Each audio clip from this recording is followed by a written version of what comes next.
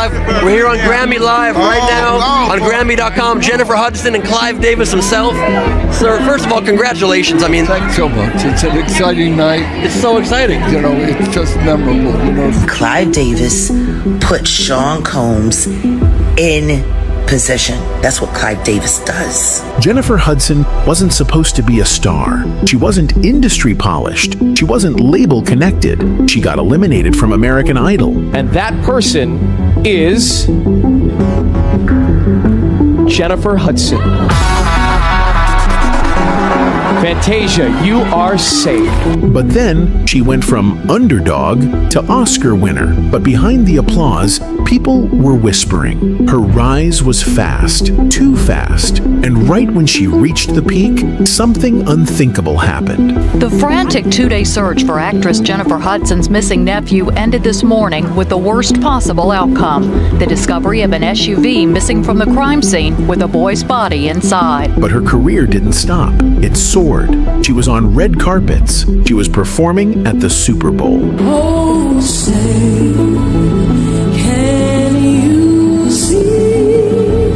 So the question became, how does someone survive that kind of loss and still move like nothing happened? Was it faith, or was it something the industry trained her for? Because Jennifer didn't just come back stronger, she came back chosen. So what exactly happened? It's what happened between 2007 and 2009 that's still hard to explain. One moment, Jennifer Hudson was chasing small roles and trying to capitalize on her dream girl's momentum. The next, she was everywhere. Magazine covers, tribute shows, major red carpets. From movie awards to television tributes, the rollout felt too polished, too sudden. Most stars fight for years just to stay relevant. They get dropped from labels. They beg for supporting roles. They take what they can get and hope for a breakout. But Hudson skipped those steps. She went from a runner-up on a talent show to a Grammy-winning, Oscar-holding industry darling, with the full weight of the machine behind her. The first eyebrow raiser was Dreamgirls.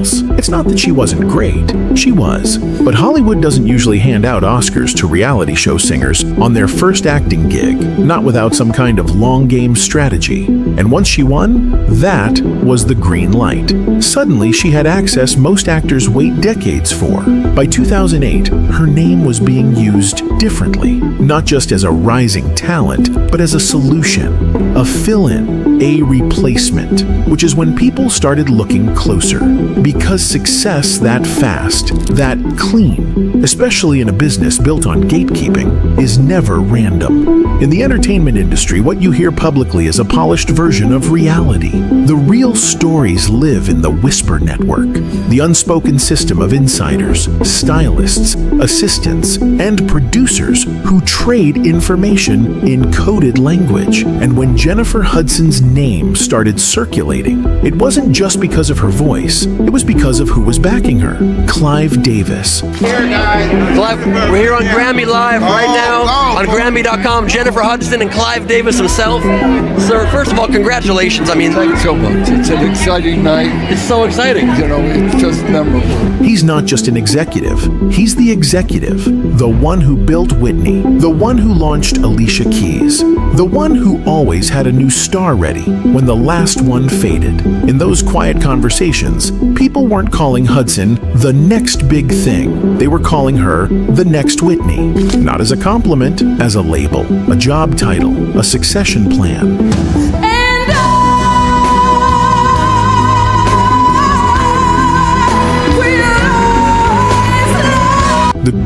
Wasn't subtle either. Her styling shifted, the interviews softened, her music got safer, less gospel, more inspirational, and the way Clive Davis positioned her, showing up beside her, co-signing her talent at every opportunity, was the same way he presented Whitney in the early 80s. Industry people saw what was happening. They didn't say it out loud, but they knew. Jennifer Hudson wasn't just being promoted, she was being programmed. By 2000, 2009, Jennifer was being photographed next to Diddy. She was showing up at events hosted by the very same moguls under fire today. Not just award shows, but closed-door, high-level parties, designer events, silent fundraisers, the kind of rooms where careers aren't made. They're bought, traded, and protected. Now think about what kind of access that really is. Most grieving artists disappear. They take time off. They fall out of rotation. But Jennifer was inserted into high society almost immediately after one of the most traumatic events imaginable. No delay, no visible breakdown. Just a carefully managed return. Even her fans started to question it. How did someone so fresh off of tragedy return so clean, so focused, so manufactured? This isn't a judgment of her strength. This is about the optics, and how those optics were being shaped by people who've since been accused of shaping a lot more than careers. When your circle includes Clive Davis and Sean Combs, the nature of your rise deserves scrutiny, because those are men known for two things: building stars and burying secrets. Hollywood doesn't wait for its icons to fade. It replaces them before the headlines hit. When Whitney Houston started unraveling publicly, Clive Davis didn't try to fix her image. He focused on her replacement, someone who could sing like her, someone with a backstory the public could get behind, someone he could control. That someone was Jennifer Hudson. The shift didn't happen overnight, but it didn't take long. And if you go back and watch the media coverage from 2008 through 2010, you'll see it clear as day. Articles talking about Hudson carrying the torch, critics praising her as the voice of her generation, executives hailing her as the new face of soul. But here's what gets lost in that praise. Nobody just becomes the new face of anything, not without a machine behind them, not without contracts, NDAs, handlers, stylists, and publicists running point on every word spoken and every note sung. It's not a conspiracy, it's a business model. You need a face, you find one. And if that face has a tragic backstory, even better. It sells, it's relatable, it distracts. And Jennifer, knowingly or not, became that face. Her rollout mirrored Whitney's almost identically. The press coverage, the label support, the gala performances, it was all textbook, just updated for a new era. And by the time people realized how familiar it felt, it was too late. She wasn't rising anymore. She was already installed. Fast forward to today. Diddy is on trial. The stories coming out are darker than anything the public imagined. Allegations of tea-ficking, manipulation, control, and slowly, names are starting to surface. People who were around, people who knew, people who benefited. The day will come when we will name names other than Sean Combs, and there's a lot of names. It's a long list already. The more the court digs, the more people start revisiting the past. Because it's not just about Diddy, it's about the culture he was part of. The system Clive Davis built. The artists who came up under their watch.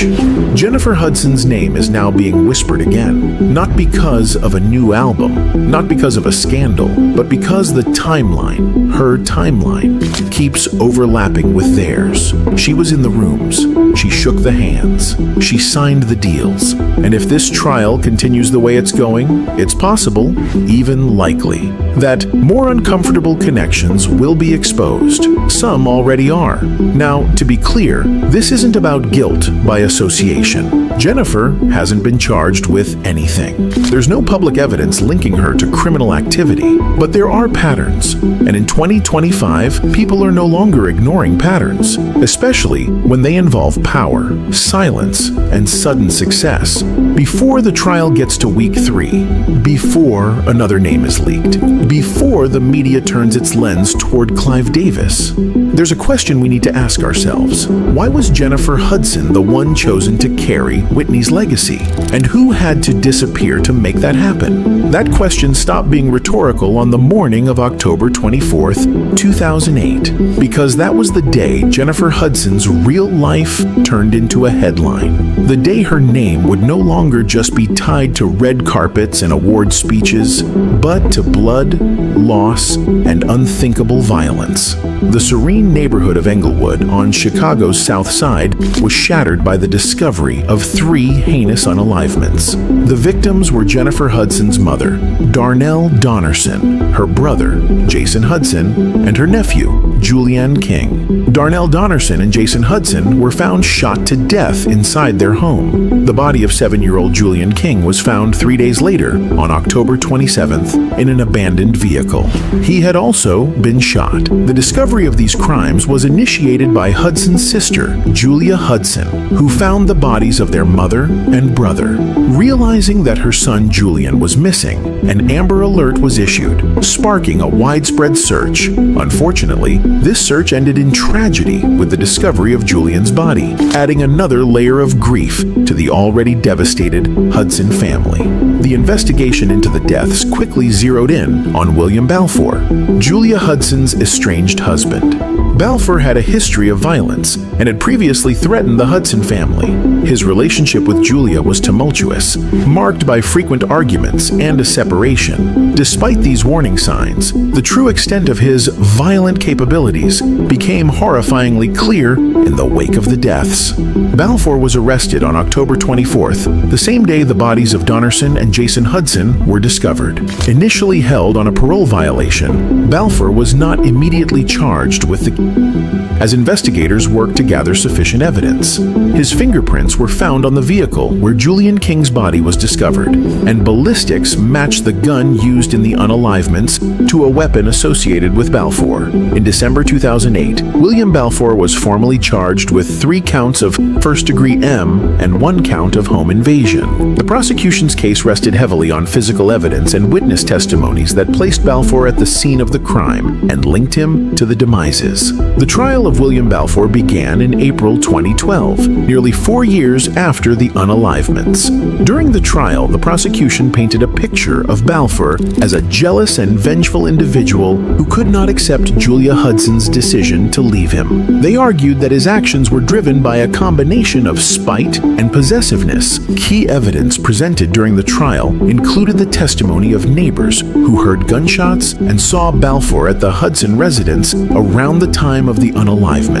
Additionally, cell phone records and surveillance footage further implicated Balfour. The defense, however, attempted to cast doubt on the prosecution's case, arguing that the evidence was circumstantial and that there were other possible suspects. Jennifer Hudson took the stand during the trial, delivering a powerful testimony. She spoke about the last time she'd seen her family and described her relationship with Balfour. Her emotional testimony underscored the personal loss she had suffered and highlighted the profound impact of the deaths on her life. On May 11, 2012, after 3 days of deliberation, the jury found William Balfour guilty on all counts. He was sentenced to 3 consecutive life sentences without the possibility of parole, ensuring that he would spend the rest of his life in prison. The verdict provided a measure of justice for the Hudson family, though it could never fully heal the wounds left by such a devastating loss. The unalivements of Jennifer Hudson's family members had a profound and lasting impact on her life and career.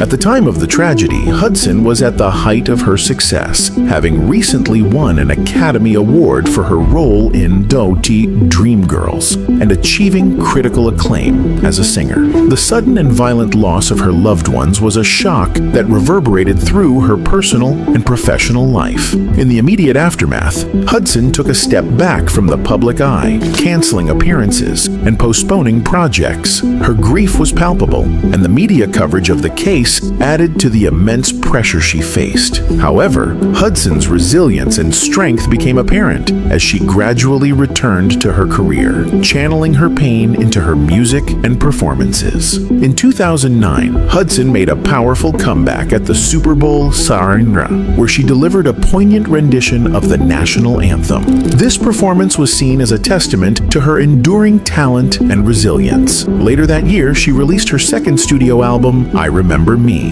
which featured songs that reflected her journey through grief and healing.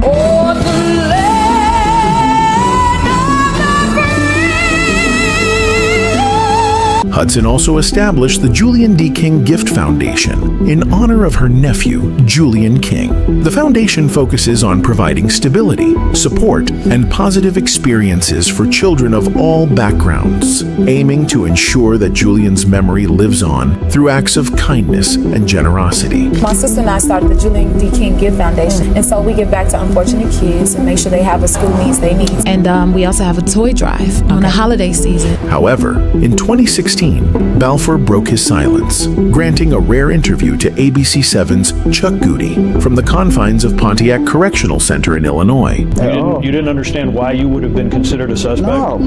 For what? Everything that was said in trial about me making threats or anything like that, it was all new to me. The interview, conducted against the backdrop of Pontiac's imposing walls, provided a chilling glimpse into the mind of a convicted unaliver. Balfour maintained his innocence adamantly, denying any involvement in the unalivements of Darnell Donnerson, Jason Hudson, and 7-year-old Julian King. He portrayed himself as a victim of a vast conspiracy, alleging that evidence was planted and witnesses lied to secure his conviction. Balfour's words, uttered from behind prison walls, offered a haunting insight into his mindset as he grappled with the enormity of the crimes he was accused of committing. "I didn't have anything to do with the case and don't know who had anything to do with the case," he asserted, his voice carrying a mixture of defiance and frustration. Despite facing life behind bars, he remained steadfast in his denial of guilt. Throughout the interview, Balfour's demeanor was strikingly calm, almost detached, as if he were recounting a mundane event, rather than discussing the brutal unalivements of 3 innocent people. When asked about his whereabouts during the unalivements, he maintained his innocence, stating the case, as he puts it, was a triple M in Englewood, in the home of his estranged wife, Julia, Hudson's sister. His words were devoid of emotion, offering no hint of remorse or regret. Balfour's refusal to accept responsibility for his actions was evident in his responses to Goody's probing questions. When asked about witnesses who claimed to have seen him with the unalivement weapon, he dismissed their accounts as lies. "Did you ever have the gun?" Goody asked pointedly. "No, not one time," Balfour replied, his tone unwavering. He portrayed himself as a victim of circumstance, a pawn in a larger conspiracy orchestrated to secure his conviction. As the interview progressed, Balfour's narrative became increasingly convoluted, filled with accusations and deflections aimed at discrediting the prosecution's case against him. He accused his ex-wife, Julia, and former friends of lying on the stand, painting himself as the true victim of their deceit. "You wanted her dead, didn't you?" Goody probed. "No, not at all," Balfour responded, his denial ringing hollow in the stark confines of the prison walls. Despite overwhelming evidence presented at trial, including cell phone records and residue, Balfour remained resolute in his assertion of innocence. He claimed that evidence was planted and witnesses coerced to secure his conviction, painting himself as the ultimate scapegoat in a vast conspiracy orchestrated to obscure the truth. One of the most chilling moments of the interview was when Balfour discussed Julian King, the innocent 7-year-old caught in the crossfire. Balfour speculated on the reasons behind the child's unalivement, suggesting he may have been keyed to prevent identification. His callousness in discussing the tragic death of a young child was jarring, revealing a disturbing lack of empathy or remorse. Goody pressed Balfour on his decision not to testify at trial, a decision he attributed to his trial lawyer. "You could have overruled that," Goody pointed out. Balfour's refusal to provide further details on this matter added another layer of mystery to an already baffling case. Despite facing life in prison without parole, Balfour remained defiant, clinging to his assertion of innocence, even as his appeals were repeatedly denied. A few years later, in 2019, Jennifer Hudson sat down for a new interview with British paper The Guardian. In it, the Oscar-winning star got frank about the 2008 unalivements of her mother, brother, and 7-year-old nephew at the hands of her sister Julia's estranged husband, William Balfour. Balfour was sentenced to 3 consecutive life sentences for the fatal Hudson, mother to 10-year-old son David, said that despite her grief, she's focused on not letting the tragedy upend her own life. "Thank God," she told the paper. "I think I attribute that first to God, next to the fact that when When you experience trauma, it comes and goes. It's always there, but it's a matter of how you deal with it. The former American Idol finalist added that her late loved ones would have wanted her to press forward and do what they would have wanted me to do. She said, "It would be worse to me not to press forward. I'm hearing my brother's voice say, 'Jenny, knock it off.' He would be angry at me for giving up, or all the things that my mother instilled in us. She prepared us. She would say, 'You know, I'm not always going to be here, and I want you all to be able to make it.' She used to say, 'Without family, you have nothing,' which is why it's so important to take care of family. So if I'm doing that, I know I'm pleasing my mother. As for my nephew, that's where the Julian D. King Gift Foundation, her charity organization, comes from, because he was strong and very smart. So to live in a way that honors them is what presses you forward. Not to mention, thank God, that I have a child to live for." That's not to say that Hudson isn't still mourning. Of course you still get sad, she shared. But that's what I go back to. What would my mother say? What would she do? She also remains close with her sister Julia, who lives nearby, in a house purchased by the singer and actress in their native Chicago. Hudson described her sibling as a school bus driver who is a character. Hudson also shared that her late father, a Greyhound bus driver, fathered 27 children. While she hasn't met all of her siblings, she does know quite a few. "Oh yes," she said, 11 girls, 16 boys. I'm the youngest, or at least in the last 2 or 3. And it was always my dream, because I love family, to have a giant table with all my siblings. Just imagine the giant table. However, in a 2020 episode of Oprah's Next Chapter, Hudson revealed that she had forgiven the man convicted of unaliving her family. The Oscar and Grammy winner recalls seeing Balfour in the courtroom during the trial. "It made my skin crawl," she said. In the days that would follow, that negative energy would turn into a feeling of relief as he was convicted of 3 counts of first-degree M. Now that Balfour has been sentenced to 3 consecutive life sentences, Hudson says she forgives him.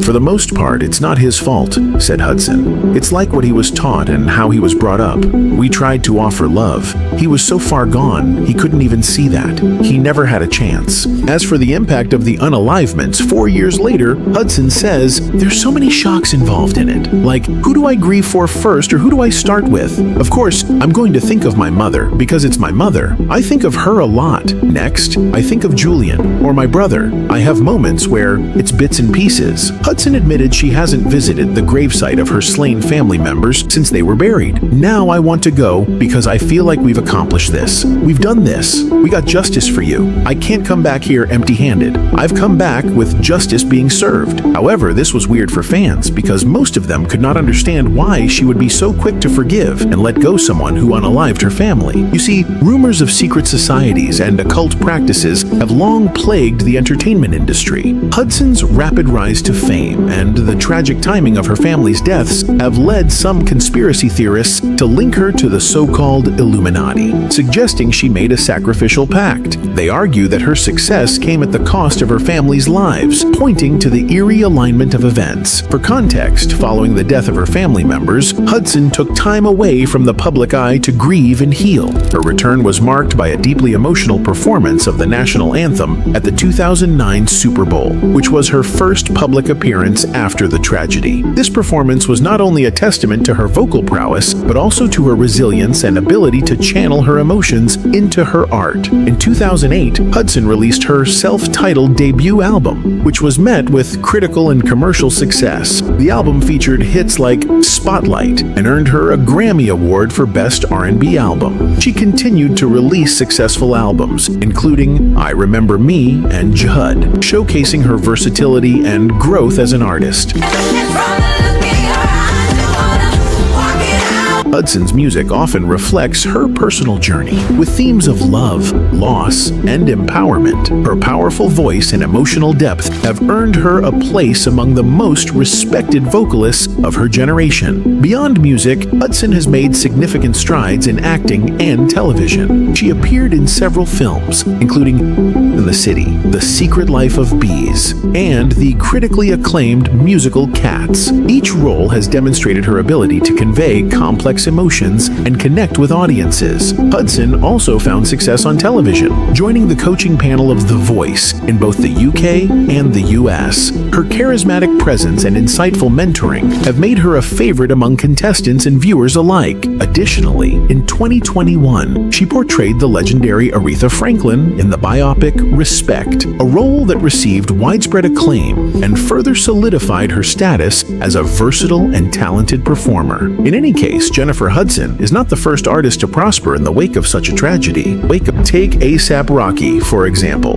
Born Rakim Mayers, A$AP Rocky emerged as a significant figure in hip-hop, known for his unique style, innovative music, and charismatic personality. However, his journey to the top of the music industry has been shadowed by a series of devastating losses, each occurring eerily close to the release of his major albums. Rocky's first significant loss came in 2012, just as his career was beginning to soar. After signing a record deal with Sony Music and preparing to release his debut studio album, Long Live A$AP, he was confronted with the death of his father, Adrian Mayers. This tragic event happened mere months before the album's release, casting a pall over what should have been a purely celebratory milestone in his life. Despite the heartbreak, Rocky managed to channel his grief into his music, using his father's memory as a source of inspiration and strength. In January 2015, Rocky faced another heart-wrenching blow. His best friend and mentor, A$AP Yams, passed away unexpectedly.